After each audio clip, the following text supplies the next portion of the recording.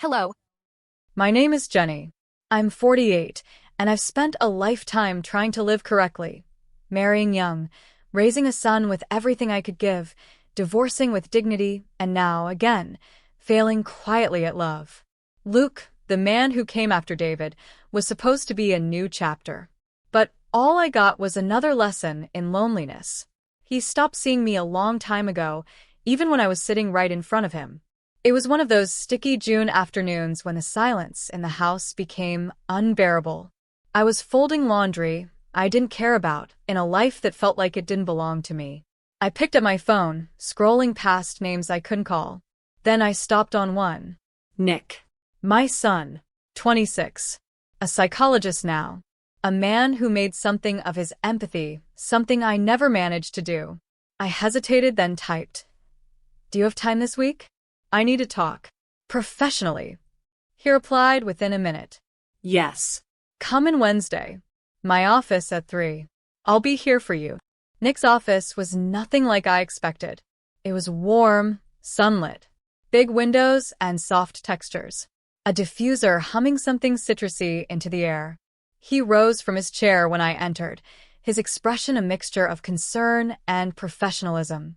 That made me smile. "Hi," I said, unsure of how to step into this strange new space between us. He walked over and embraced me.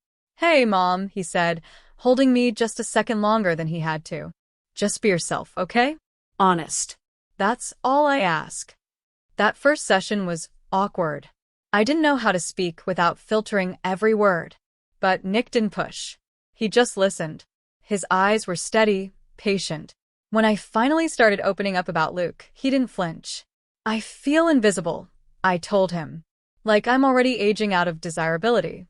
And that hurts more than I want to admit." Nick nodded. "You don't have to hide that here. I want to understand you. Completely." Each week I returned, my guard lowering inch by inch. The boundary between therapist and son blurred naturally, not inappropriately, but intimately. He knew me so well already. I was just filling in the unspoken spaces. One session, I laughed and said, "You know, sometimes I feel like I miss my youth entirely. I went from being a teenager to a wife and mother overnight. And now it's too late." "It's not too late," Nick said, his voice firm. "We can reclaim it. Together, if you let me help." I stared at him. "What do you mean?" He smiled. "Dances. Bike rides. Cocktails. We'll do the things you missed. But this time, on your terms." That weekend, he picked me up and took me dancing. Somewhere downtown, young people flooding the floor, music pulsing like a second heartbeat. I wore a dress I hadn't dared put on in years. And Nick, he danced with me like I wasn't his mother. Like I was a woman who mattered. We laughed until our ribs ached, drank fruity cocktails, and stumbled out into the sticky midnight air. I hadn't felt so alive since before I knew what it meant to be responsible for someone else. At the end of one particularly joyful evening, sitting beneath a string of golden lights strung over a patio, I said it. "I'm going to leave Luke." Nick looked at me carefully. "Are you sure?" "I'm not happy. And when I'm with you, I remember who I was supposed to be." He didn't say anything, just reached across the table and held my hand. We never called them dates. But the rhythm of our lives began to change. More restaurants. More laughing. More wine shared under canopies of stars. One night, when he walked me to my door, I felt the warmth of wine in my veins and something else, bolder, braver, in my chest. "Stay," I said. "Just stay." He did. We didn't sleep in the same bed. But we stayed up talking until the sun peeked over the rooftops. And after that night, the hugs grew longer, the silences heavier. And yes, the kisses started soft searching. Not denied. Not spoken of. Just accepted. Summer stretched before us like a shared secret. I kept telling myself that everything I was feeling was just the relief of being seen again. But that wasn't entirely true, and I knew it. After that night he stayed over, nothing needed to be said. The next time we met, he greeted me with a kiss on the cheek. It lingered, as if it was trying to say something words wouldn't dare to touch. It wasn't mother and son anymore. Not entirely. There was something else growing between us, something layered and unspoken. We were no longer consulting in his office. We were living it out in parks and patios and city streets under dim streetlights. That Friday, he took me to a rooftop movie screening. We sat wrapped in a single blanket, the breeze warm against our skin. When I leaned my head on his shoulder, it was instinct, not out of fatigue, but out of something I couldn't name. Nick didn't move away. Instead, he shifted so I could rest there more comfortably, his cheek brushing against the crown of my hair. As the film played, his fingers found mine under the blanket. I didn't pull away. At a Sunday morning farmer's market, I caught a woman watching us. She had a bundle of fresh lavender in her hands and a curious expression. Maybe she thought I was his girlfriend. Or his sister. But not his mother. The realization hit me like wind through an open window. No one would guess what we really were. And strangely, I didn't feel ashamed. Nick noticed my silence and gently nudged me with his shoulder. "Still with me?" he asked, smiling. I nodded, smiling back. Yes. More than ever. The following week, we went for a bike ride just as the sky was melting into sunset. We didn't talk much, just rode beside each other through shaded trails and quiet neighborhoods. At one point, we stopped at a little clearing overlooking a lake. Nick got off his bike and held out his hand. "Dance with me." I laughed, looking around. "Here, there's no one watching. Just us." He held up his phone, playing an old classic tune, something from the 80s I hadn't heard in years. My heart stuttered. I took his hand. He pulled me close, one arm wrapped lightly around my waist, and we began to sway. Our bodies moved together in slow, small circles, surrounded by trees and golden sky. "Do you know how beautiful you are?" he asked quietly, his breath warm against my ear. I pressed my forehead to his chest, overwhelmed. No one said that to me in a very long time. "Then they were blind," he murmured. That night, I cried in the shower. Not from shame. From release. For years, I had poured all my warmth into men who never looked at me the way Nick now did, who never held me the way he did, with reverence, as if I was something sacred. And then came the day everything tipped. We were sitting in the grass after a small hike, sipping lemonade from plastic cups. I turned to him and said, without hesitation, "Nick, I want someone younger. I want someone who makes me feel young." He watched me quietly. "You do." I blinked. "What?" "You feel young when you're with me, don't you?" My throat tightened. "Yes." He leaned in then, his hand brushing my cheek, and kissed me, not with hesitation, not with confusion, but with intent. From then on, everything between us was wrapped in quiet tension. We didn't speak about what was happening. We didn't need to. It was there in every glance, every shared laugh, every moment we lingered in the car before saying goodbye. One evening, after dinner at a tucked-away Italian bistro, he walked me home again. I was tipsy, my laughter bright and free as we reached my porch. I turned to him and whispered, "Don't go." He stayed. We curled up on the couch, and for the first time, he laid his head in my lap. I ran my fingers through his hair while he spoke about his childhood, the things he remembered about me, my perfume, my voice when I read to him at night, how I always danced in the kitchen when I thought no one was looking. "You were the most beautiful woman in the world to me," he said. "Still are, I thought." But I didn't say it. I just leaned down, kissed his forehead, and closed my eyes. There's something about summer rain, the way it comes out of nowhere, fast and warm and forgiving. We were walking down an empty boardwalk, clouds creeping over the coastline, when the first drops hit. I squealed, holding my arms out like I used to when I was a girl. Nick just laughed and grabbed my hand. "Run," he yelled. We raced down the wooden planks, dodging puddles, soaked and breathless by the time we ducked under the awning of a closed cafe. My blouse clung to me, my hair wild, and Nick looked at me like I was the sky itself. "You're glowing," he said. I shivered, not from cold but from the way his gaze held mine. "You're just seeing me in a storm," I murmured. "I see you all the time, Mom," he said, and then caught himself. His voice faltered around the word. It felt foreign now. And that silence, between the syllables and the seconds, said everything we couldn't. We never said the word dating. We never planned anything romantic. But our rituals were unmistakable. Weekend brunches, evening jazz bars, bookstores with corner cafes. People assumed things. I could feel it in the way servers glanced between us, trying to decide what box we fit into. Once, an older woman behind us in line smiled at me and said, "He adores you, you know."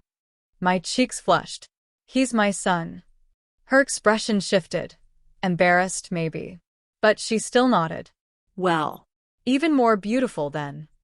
But it wasn't beautiful. It was maddening. Because the longer this went on, the more I didn't know where to place the warmth blooming in my chest when he brushed hair from my face or leaned too close while we were reading on a park bench. One night, at a rooftop bar in the city, we danced again. He pulled me close under fairy lights strung across the railings, and the music was slow, bluesy. I wore a red dress I hadn't dared to take out in years. I caught him staring more than once. "I think I'm falling in love," I said. I hadn't meant to say it out loud. not like that. He didn't blink. "With who?" I looked up at him, my hands resting against his chest. "With life," I lied. He didn't correct me. But his hand slid around my waist, and he kissed me in the middle of that dance floor. Soft, tentative, his lips brushing mine like the lightest confession. No one noticed. Or maybe they did and pretended not to. Either way, I didn't pull away. After that night, we started seeing each other every few days. We still didn't talk about what this was, but it became harder to pretend. One afternoon, as we lay in a hammock in my backyard, the air thick with jasmine and memory, he traced small circles on my arm. "I don't know what to call this," I whispered. "Why do we need to call it anything?" he asked. "Isn't this enough?" I closed my eyes. "I'm scared," I said. "Of what?" "That one day we'll look back and regret this." His fingers paused, then resumed. "Do you regret it now?" No. "Then don't borrow pain from a future that doesn't exist yet." That weekend, we went to a beach 2 hours away, just the two of us. He drove, and I sang along to old radio songs, letting the wind tangle my hair. When we arrived, we walked barefoot across the sand, the ocean warm and endless. As the sun set, I stood at the edge of the waves and whispered, "I feel 17 again." Nick came up behind me, wrapping his arms around my waist. "You've never stopped being beautiful," he said against my ear. I turned, looked up at him, and kissed him, deep and without hesitation. The kind of kiss that held years of silence and weeks of knowing. We didn't speak much after. We sat beside the fire pit on the beach, wrapped in a single towel, our hands clasped together like the sky would fall if we let go. It wasn't about possession. It wasn't about lust. It was about understanding.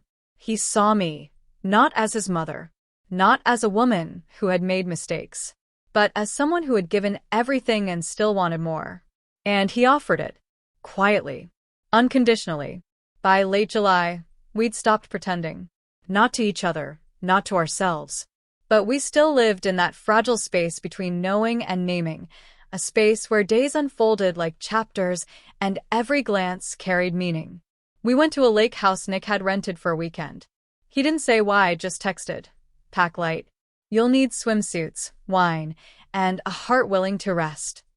When we arrived, the cabin was wrapped in pines and silence.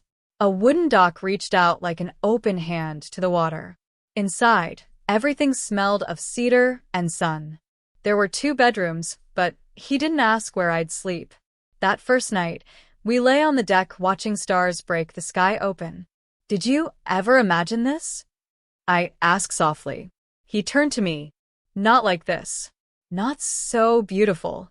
I reached out, brushed my thumb across his lips. "You're not afraid of how close we've become?" Nick shook his head. "Only that it won't last." We swam in the mornings, sunlight scattering like diamonds on the water. We made breakfast barefoot, humming to songs that played from his phone.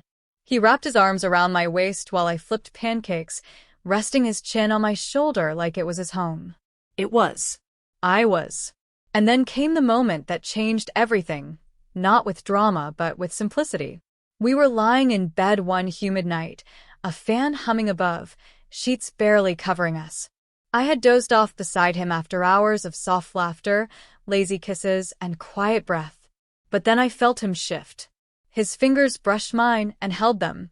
"Jenny," he said, so low I wasn't sure I heard it. I turned to face him, still half dreaming. "I don't want this summer to end." My heart clenched. "Then don't let it," I whispered. He kissed me, a kiss that asked for nothing and promised everything. We didn't speak again that night. We didn't need to. When we got back to the city, the world tried to return to normal.